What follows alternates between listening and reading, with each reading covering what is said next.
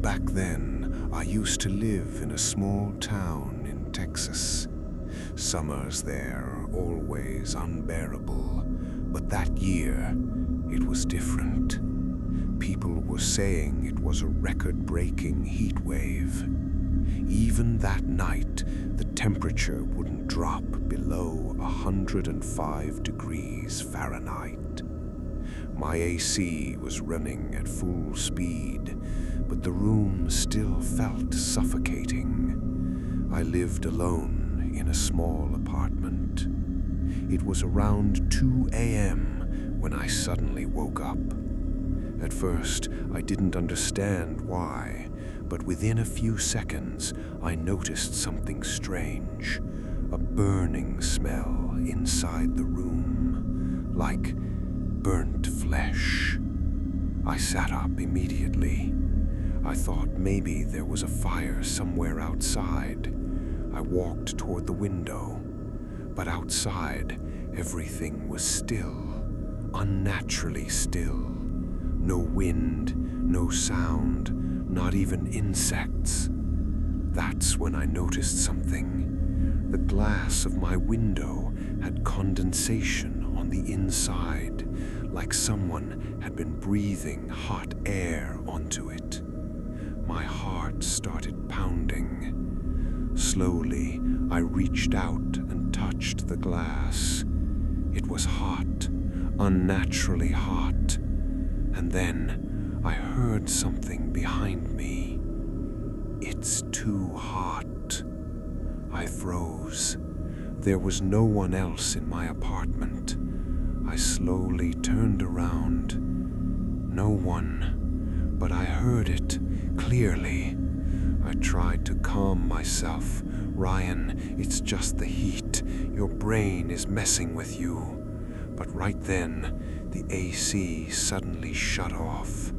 The room fell into complete silence. Then I heard it. Footsteps.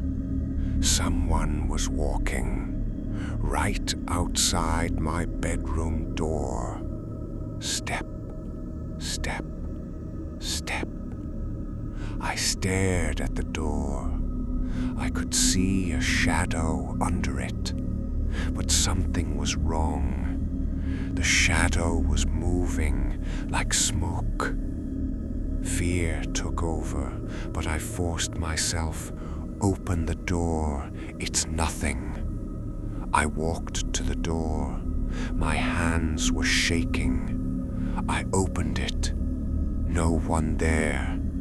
But the floor, it was burning hot. So hot I couldn't stand barefoot. Then I touched the wall and instantly pulled my hand back. It felt like fire. I stepped back, and that's when I saw it. Handprints. Black, burnt handprints, one after another, as if someone had been walking, dragging their hands along the wall. And the worst part, those handprints were forming right in front of my eyes. I couldn't stay there anymore. I ran out of the apartment. I spent the whole night in my car. The next morning, when I returned, everything was normal. AC working, walls cool, no handprints. I told myself it was all a hallucination. But there's one thing that still haunts me. There was a small burn mark on my palm that night, and it's still there.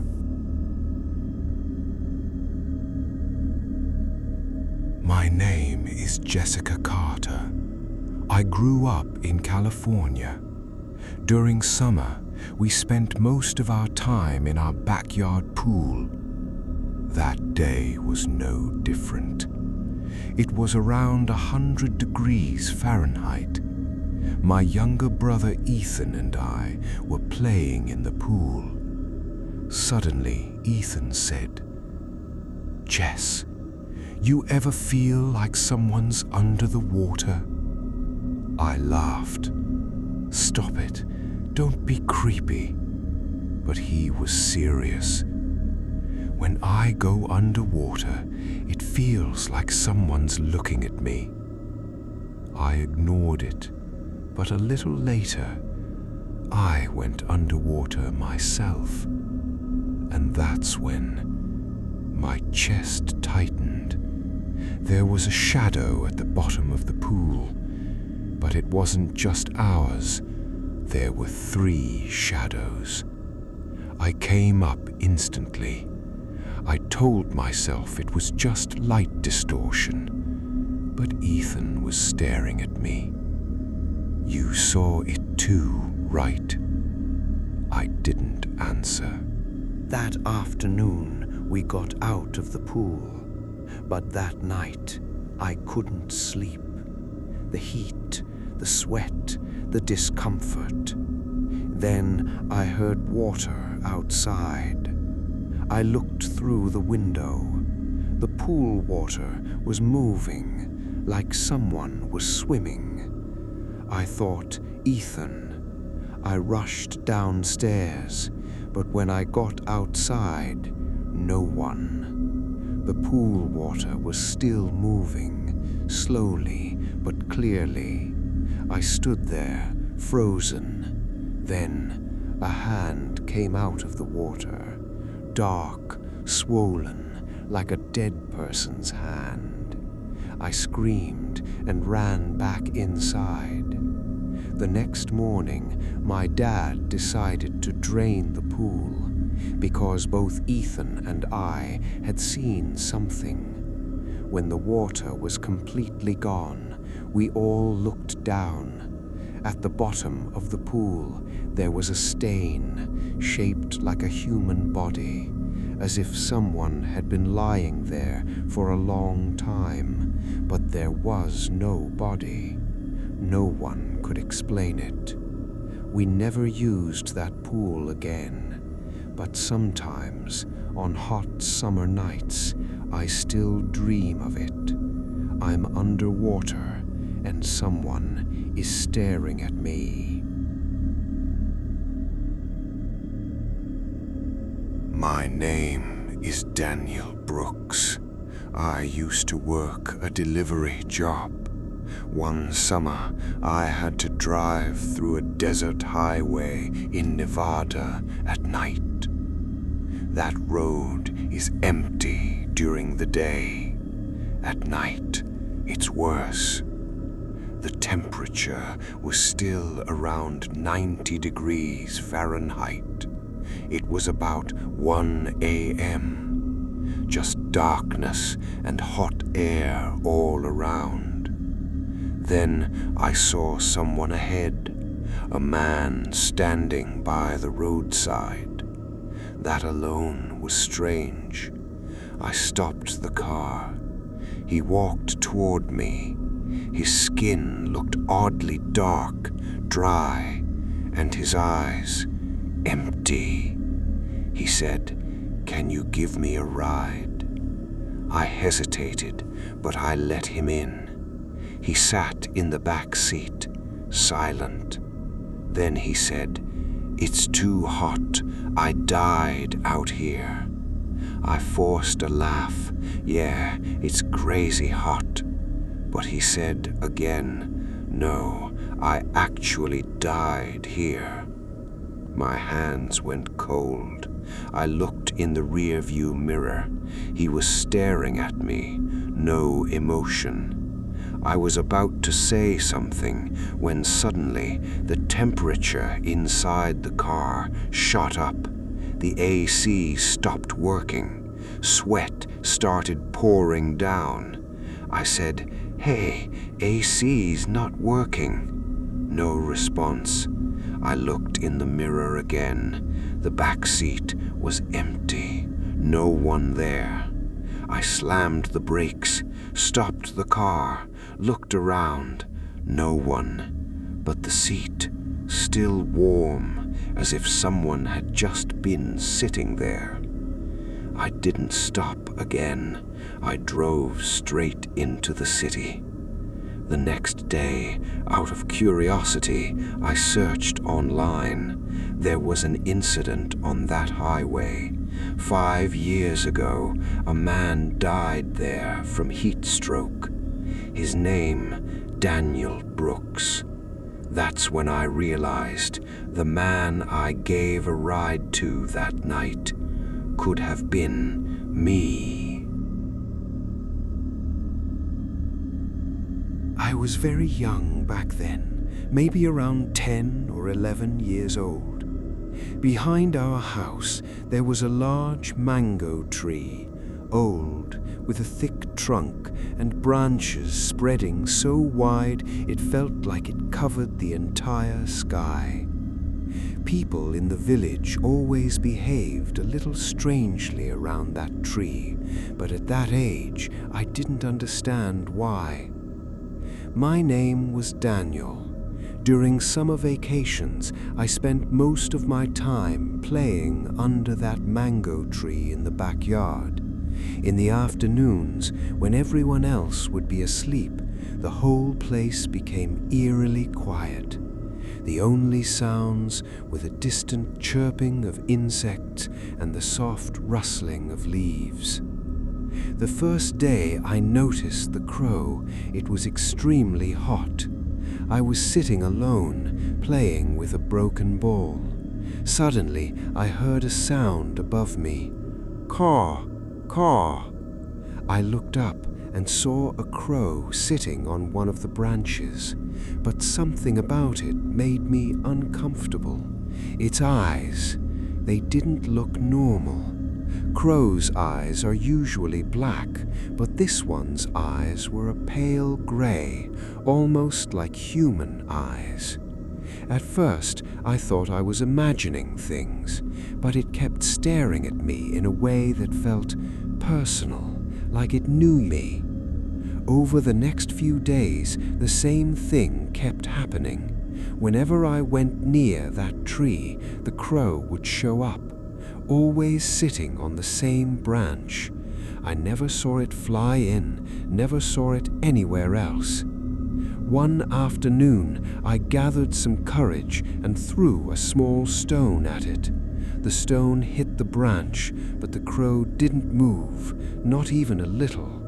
It just slowly turned its head and looked straight at me. That moment sent a chill down my spine.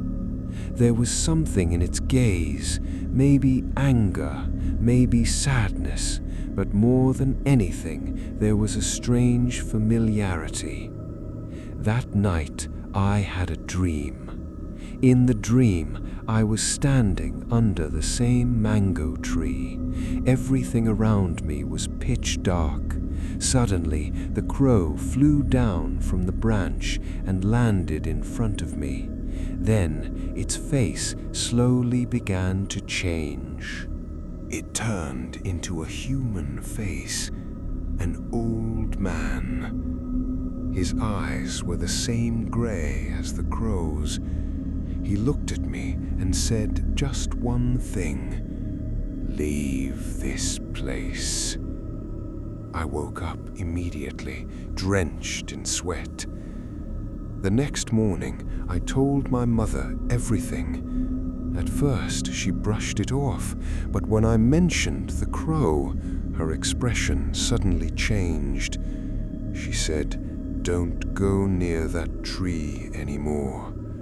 I asked her why, but she refused to explain. But I was just a kid. Curiosity doesn't stop that easily. So every afternoon I kept going back. One day I noticed something strange on the ground beneath the tree. The soil looked disturbed, like someone had dug before. Curious, I took a stick and started digging. After a few moments, the stick hit something hard. I cleared the dirt with my hands. An old piece of cloth, and beneath it, a bone. I was so terrified that I screamed. At that exact moment, a loud caw echoed from above. Caw, caw, caw.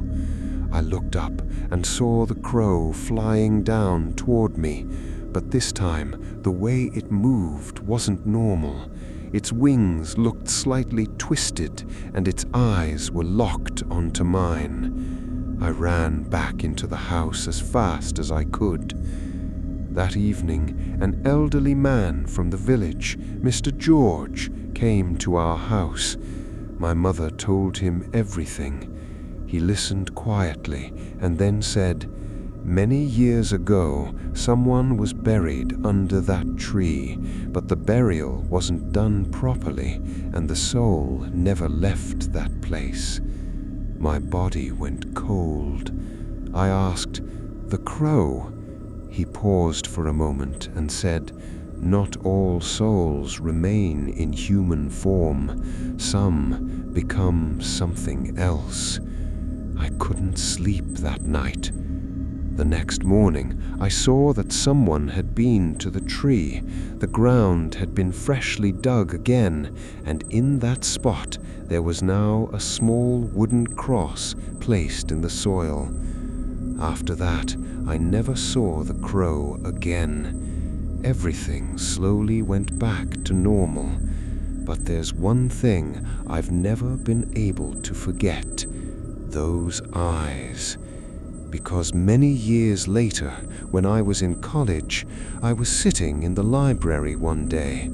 An old man sitting across from me was staring directly at me. His eyes, the exact same gray. And then he slightly tilted his head, just like that crow used to do. In that moment, I felt that same old fear creeping back. Even now, sometimes I wonder, did it really leave that place? Or did it simply move on to somewhere else?